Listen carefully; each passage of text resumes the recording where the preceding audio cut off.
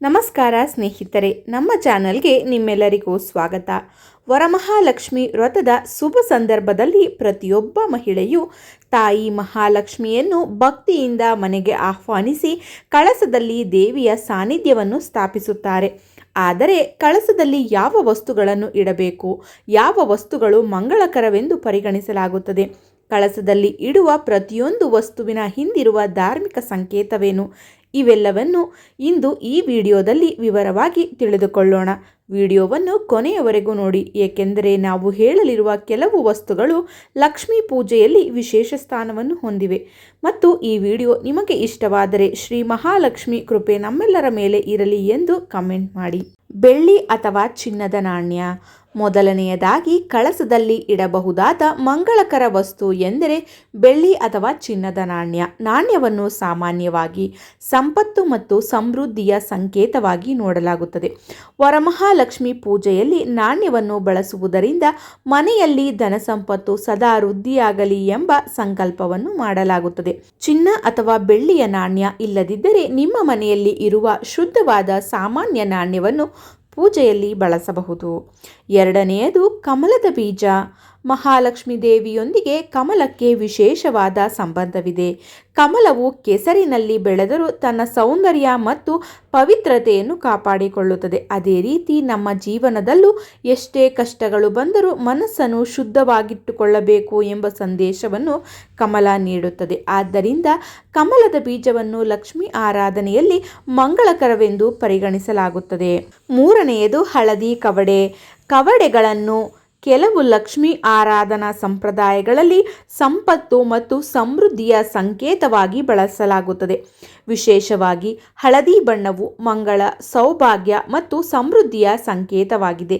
ಆದ್ದರಿಂದ ಕಳಸದ ಅಲಂಕಾರದಲ್ಲಿ ಹಳದಿ ಕವಡೆಗಳನ್ನು ಬಳಸುವ ಸಂಪ್ರದಾಯ ಕೆಲವು ಕುಟುಂಬಗಳಲ್ಲಿ ಕಂಡುಬರುತ್ತದೆ.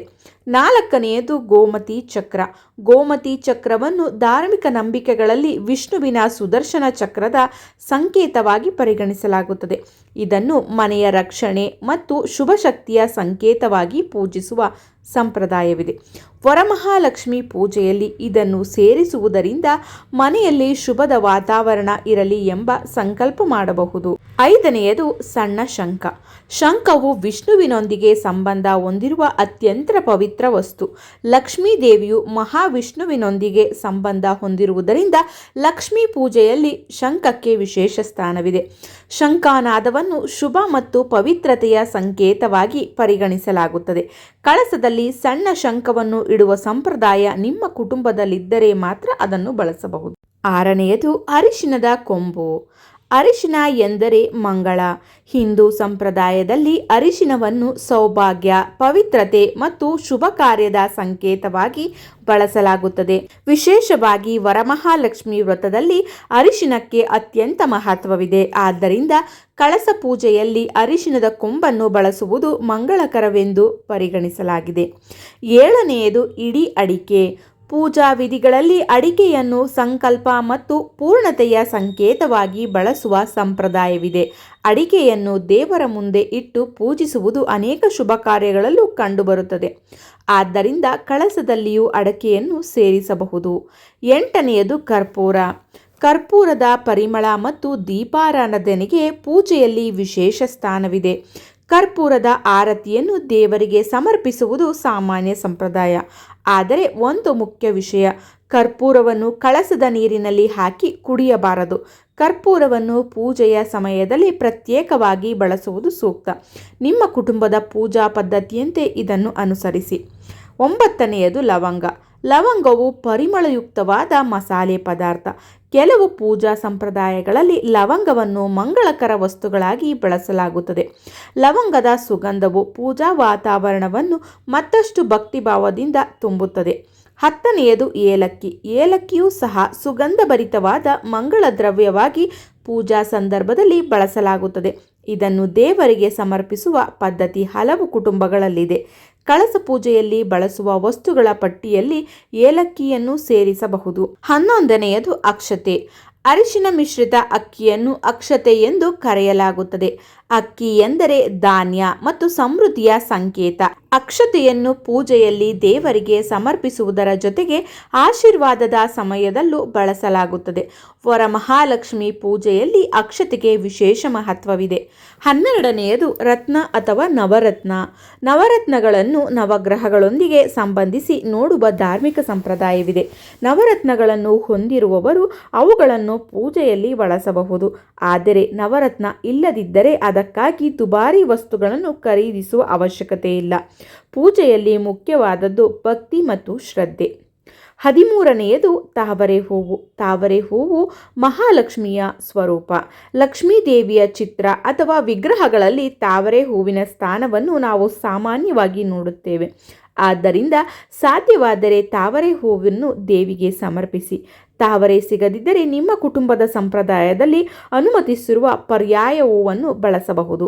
14ನೆಯದು ತುಳಸಿ. ತುಳಸಿಗೆ ವೈಷ್ಣವ ಸಂಪ್ರದಾಯದಲ್ಲಿ ಅತ್ಯಂತ ಪವಿತ್ರ ಸ್ಥಾನವಿದೆ. ಮಹಾವಿಷ್ಣುವಿನ ಆರಾಧನೆಯಲ್ಲಿ ತುಳಸಿಯನ್ನು ವಿಶೇಷವಾಗಿ ಸಮರ್ಪಿಸಲಾಗುತ್ತದೆ. ಆದರೆ ಪ್ರತಿಯೊಂದು ಲಕ್ಷ್ಮೀ ಪೂಜಾ ಪದ್ಧತಿಯಲ್ಲೂ ತುಳಸಿಯನ್ನು ಕಳಸದೊಳಗೆ ಹಾಕಬೇಕು ಎಂಬ ನಿಯಮವಿಲ್ಲ.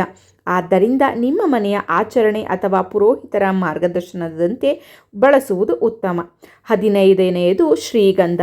ಶ್ರೀಗಂಧವು ಪೂಜೆಯಲ್ಲಿ ಅತ್ಯಂತ ಪವಿತ್ರವಾದ ದ್ರವ್ಯ. ದೇವರಿಗೆ ಗಂಧವನ್ನು ಅರ್ಪಿಸುವುದು ಶಾಂತಿ ಮತ್ತು ಪವಿತ್ರತೆಯ ಸಂಕೇತವಾಗಿದೆ. ಶ್ರೀಗಂಧದ ಪರಿಮಳವು ಪೂಜಾ ವಾತಾವರಣಕ್ಕೆ ವಿಶೇಷ ಸಾತ್ವಿಕ ಭಾವನೆಯನ್ನು ನೀಡುತ್ತದೆ. 16ನೆಯದು ಕಲ್ಲು ಸಕ್ಕರೆ ಅಥವಾ ಒಣ ದ್ರಾಕ್ಷಿ. ಸಿಹಿ ಎಂದರೆ ಜೀವನದಲ್ಲಿ ಮಧುರತೆ. ಅದರಿಂದ ಕಲ್ಲು ಸಕ್ಕರೆ ಅಥವಾ ಒಣ ದ್ರಾಕ್ಷಿಯನ್ನು ದೇವಿಗೆ ನೈವೇದ್ಯವಾಗಿ ಸಮರ್ಪಿಸುವ ಸಂಪ್ರದಾಯವಿದೆ. ಕಳಸಕ್ಕೆ ಹಾಕುವುದಕ್ಕಿಂತ ನೈವೇದ್ಯವಾಗಿ ಪ್ರತ್ಯೇಕವಾಗಿ ಸಮರ್ಪಿಸುವುದು ಉತ್ತಮ ಆಯ್ಕೆಯಾಗಿದೆ. 17ನೆಯದು ಜಾವದ್ ಅಥವಾ ಸುಗಂಧ ದ್ರವ್ಯ.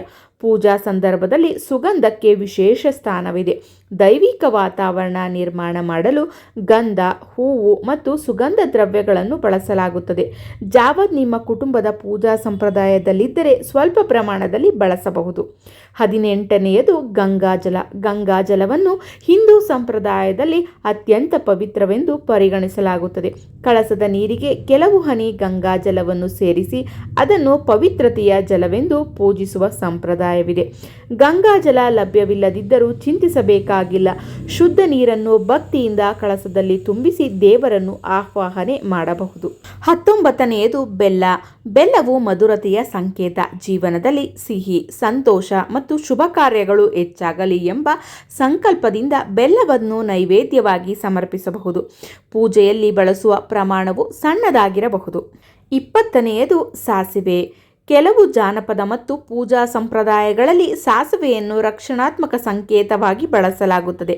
ಆದರೆ ಇದು ಪ್ರತಿಯೊಂದು ವರಮಹಾಲಕ್ಷ್ಮಿ ಕಳಸದ ಪೂಜೆಯಲ್ಲೂ ಕಡ್ಡಾಯವಾದ ವಸ್ತುವಲ್ಲ.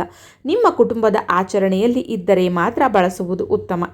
21 ಸಾಮಾನ್ಯ ನಾಣ್ಯ. ನಾವು ದಿನನಿತ್ಯ ಬಳಸುವ ಸಾಮಾನ್ಯ ನಾಣ್ಯವನ್ನು ಧನ ಸಂಪತ್ತಿನ ಸಂಕೇತವಾಗಿ ಪೂಜೆಯಲ್ಲಿ ಇಡಬಹುದು. ಬೆಳ್ಳಿ ಅಥವಾ ಚಿನ್ನದ ನಾಣ್ಯ ಇಲ್ಲದಿದ್ದರೂ ಸಾಮಾನ್ಯ ನಾಣ್ಯವನ್ನು ಶುದ್ಧಗೊಳಿಸಿ ದೇವರ ಮುಂದೆ ಇಟ್ಟು ಪೂಜಿಸಬಹುದು. ಇದರ ಮುಖ್ಯ ಅರ್ಥವೇನೆಂದರೆ ನಮ್ಮ ಜೀವನದಲ್ಲಿ ಅನ್ನ, ಹಣ, ಧನ ಮತ್ತು ಸಮೃದ್ಧಿ ಸದಾ ಇರಲಿ ಎಂಬ ಶುಭ ಸಂಕಲ್ಪ. ಈಗ ಕಳಸವನ್ನು ಹೇಗೆ ಸಿದ್ಧಪಡಿಸಬೇಕು ಎಂಬುದನ್ನು ನೋಡೋಣ. ಮೊದಲಿಗೆ ತಾಮ್ರ, ಬೆಳ್ಳಿ ಅಥವಾ ನಿಮ್ಮ ಮನೆಯ ಸಂಪ್ರದಾಯದಲ್ಲಿ ಬಳಸುವ ಶುದ್ಧವಾದ ಕಳಸವನ್ನು ತೆಗೆದುಕೊಳ್ಳಿ. ಅದನ್ನು ಚೆನ್ನಾಗಿ ತೊಳೆದು ಅರಿಶಿನ ಕುಂಕುಮದಿಂದ ಅಲಂಕರಿಸಿ. ನಂತರ ಶುದ್ಧವಾದ ನೀರನ್ನು ಕಳಸಕ್ಕೆ ತುಂಬಿ. ನಿಮ್ಮ ಕುಟುಂಬದ ಆಚರಣೆಗೆ ಅನುಗುಣವಾಗಿ ಮೇಲಿನ ಮಂಗಳಕರ ವಸ್ತುಗಳಲ್ಲಿ ಸೂಕ್ತವಾದವುಗಳನ್ನು ಮಾತ್ರ ಸೇರಿಸಿ. ಕಳಸದ ಮೇಲೆ ಮಾವಿನ ಎಲೆಗಳನ್ನು ಇಟ್ಟು ಅದರ ಮೇಲೆ ತೆಂಗಿನಕಾಯಿಯನ್ನು ಪ್ರತಿಷ್ಠಾಪಿಸಿ. ನಂತರ ಅರಿಶಿನ, ಕುಂಕುಮ, ಹೂವು, ಅಕ್ಷತೆಯಿಂದ ಕಳಸವನ್ನು ಅಲಂಕರಿಸಿ. ನಂತರ ಮಹಾಲಕ್ಷ್ಮೀ ದೇವಿಯ ಪ್ರತಿಮೆ ಅಥವಾ ಮುಖವಾಡದ ಕಳಸದ ಮೇಲೆ ಪ್ರತಿಷ್ಠಾಪಿಸಿ. ಅತ್ಯಂತ ಮುಖ್ಯವಾಗಿ ದೇವಿಯ ಆಹ್ವಾನ ಮಾಡುವಾಗ ಭಕ್ತಿ, ಶ್ರದ್ಧೆ ಮತ್ತು ಶುದ್ಧ ಮನಸ್ಸು ಇರಬೇಕು. ಸ್ನೇಹಿತರೆ, ಈ 21 ವಸ್ತುಗಳನ್ನು ಕಳಸದೊಳಗೆ ಹಾಕಿದರೆ ಮಾತ್ರ ಮಹಾಲಕ್ಷ್ಮಿಯ ಅನುಗ್ರಹ ಸಿಗುತ್ತದೆ ಎಂದು ಹೇಳಲು ಸಾಧ್ಯವಿಲ್ಲ. ಹಿಂದೂ ಪೂಜಾ ಸಂಪ್ರದಾಯದಲ್ಲಿ ಪ್ರದೇಶದಿಂದ ಪ್ರದೇಶಕ್ಕೆ, ಕುಟುಂಬದಿಂದ ಕುಟುಂಬಕ್ಕೆ ಪೂಜಾ ವಿಧಾನಗಳಲ್ಲಿ ವ್ಯತ್ಯಾಸವಿರುತ್ತದೆ. ಯಾವುದೇ ದುಬಾರಿ ವಸ್ತುಗಳನ್ನು ಖರೀದಿಸುವುದು ಕಡ್ಡಾಯವಲ್ಲ. ಒಂದು ಹೂವು, ಒಂದು ದೀಪ, ಒಂದು ನೈವೇದ್ಯ ಅಥವಾ ನಿಮ್ಮ ನಿಜವಾದ ಭಕ್ತಿಯಿಂದ ಮಾಡುವ ಪೂಜೆಯು ಅತ್ಯಂತ ಮೌಲ್ಯವಾದದ್ದು. ಆದ್ದರಿಂದ ನಿಮ್ಮ ಸಾಮರ್ಥ್ಯಕ್ಕೆ ಅನುಗುಣವಾಗಿ ನಿಮ್ಮ ಮನೆಯ ಸಂಪ್ರದಾಯವನ್ನು ಗೌರವಿಸಿ ವರಮಹಾಲಕ್ಷ್ಮಿಯ ಪೂಜೆಯನ್ನು ಸಂತೋಷ ಮತ್ತು ಸಡಗರದಿಂದ ನೆರವೇರಿಸಿ. ತಾಯಿ ಮಹಾಲಕ್ಷ್ಮಿ ಕೃಪೆಯಿಂದ ನಿಮ್ಮ ಮನೆಯಲ್ಲಿ ಸೌಭಾಗ್ಯ, ಸಂತೋಷ, ಆರೋಗ್ಯ, ಅನ್ನ ಸಂಪತ್ತು ಮತ್ತು ಶಾಂತಿ ಸದಾ ನೆಲೆಸಲಿ ಎಂದು ಪ್ರಾರ್ಥಿಸೋಣ. ಇಂದಿನ ವಿಡಿಯೋದಲ್ಲಿ ಮಹಾಲಕ್ಷ್ಮಿ ವ್ರತದ ಕಳಸಕ್ಕೆ ಸಂಬಂಧಿಸಿದ 21 ಮಂಗಳಕರ ವಸ್ತುಗಳ ಬಗ್ಗೆ ತಿಳಿದುಕೊಂಡಿದ್ದೇವೆ. ಈ ಮಾಹಿತಿ ನಿಮಗೆ ಉಪಯುಕ್ತವಾಗಿದ್ದರೆ ವಿಡಿಯೋವನ್ನು ಲೈಕ್ ಮಾಡಿ, ನಿಮ್ಮ ಕುಟುಂಬದವರಿಗೂ ಶೇರ್ ಮಾಡಿ. ಇಂತಹ ಧಾರ್ಮಿಕ ಮತ್ತು ಆಧ್ಯಾತ್ಮಿಕ ಮಾಹಿತಿಗಳಿಗಾಗಿ ನಮ್ಮ ಚಾನಲನ್ನು ಸಬ್ಸ್ಕ್ರೈಬ್ ಮಾಡಿ ಮತ್ತು ಪಕ್ಕದಲ್ಲೇ ಇರುವ ಬೆಲ್ ಐಕಾನ್ ಅನ್ನು ಒತ್ತುವುದನ್ನು ಮರೆಯಬೇಡಿ. ಮತ್ತು ಕಮೆಂಟ್ನಲ್ಲಿ ಎಲ್ಲರೂ ಒಂದೇ ಮಾತು ಬರೆಯೋಣ: ಶ್ರೀ ಮಹಾಲಕ್ಷ್ಮಿಯೇ ನಮಃ. ತಾಯಿ ವರಮಹಾಲಕ್ಷ್ಮಿಯ ಕೃಪೆ ನಿಮ್ಮ ಮನೆ ಮತ್ತು ನಿಮ್ಮ ಕುಟುಂಬದ ಮೇಲೆ ಸದಾ ಇರಲಿ. ಧನ್ಯವಾದಗಳು.